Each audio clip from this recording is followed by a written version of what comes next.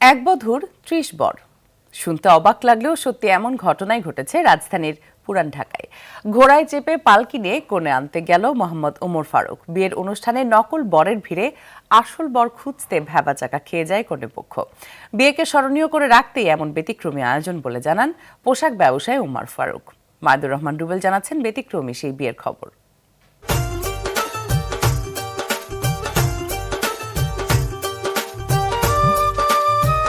শুধু সানাই বাজিয়েই নয়, রীতিমতো ঘোড়ায় চড়ে রাজকীয় ঢঙে বর চলেছেন শ্বশুর বাড়ি। সাথে একই রকম বিয়ের সাজে বন্ধু স্বজন মিলিয়ে আরো ২৯ জন।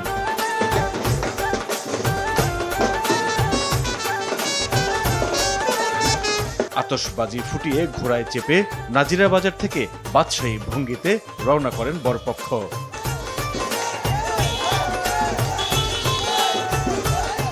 সামনে বর ওমর ফারুক, পেছনে ৩টি ঘোড়ার গাড়িতে স্বজন, কনে আনতে পালকি আর বন্ধুদের মোটরসাইকেলের বহর পুরো নাজিরা বাজার প্রদক্ষিণ করে। ফ্রেন্ডের বিয়ে, এই কারণে আমরা ৩০ জন জামাই সেজেছি। এর মধ্যে থেকে জামাইকে তারা সিলেক্ট করে নিয়ে যাবে, এটাই আমাদের থিম। এর জন্য আমরা এনজয় করতেছি।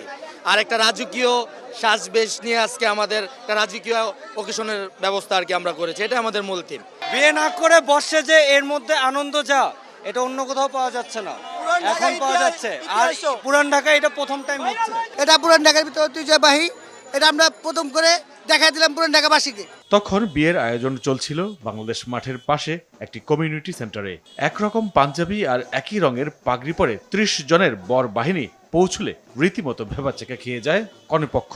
গেট ধরা তরুণীদের চোখ কপালে এমন অদ্ভুত কাণ্ড দেখে সবাই হেসেই কুটি কুটি।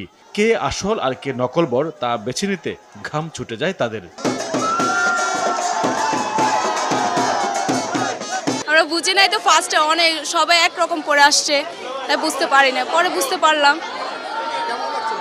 অনেক ভালো লাগছে। বিভ্রান্তি কাটাতে খানিক বাদে লাল শেরওয়ানি পরে আসল বরের আগমন ঘটে।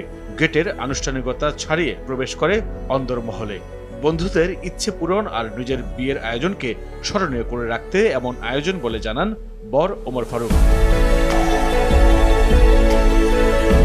এই আইডিয়াটা আমাদের মাথায় এখন বর্তমানে আমাদের পুরান ঢাকাতে প্রথমেই বলতে পারি আমরা। তো এটা আমরা একটু ডিফারেন্স কিছু করতে চাইছি আমাদের এখানে, যাতে অন্ততপক্ষে আমরা কিছুটা আমরা সবাইকে জানানো দিতে পারি যে আমরা অনেক কিছুই আপডেট হয়ে গেছি, আপডেট করতে পারি আমরা অনেক কিছু এখনো।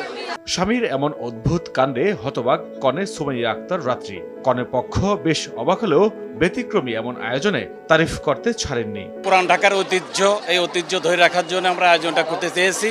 এখন আমরা মনে হয় সফল। পুরান ঢাকার ঐতিহ্য ধরে রাখার জন্য এই আয়োজন, এটা আপনারা সবাই দোয়া করবেন ওদের জন্য।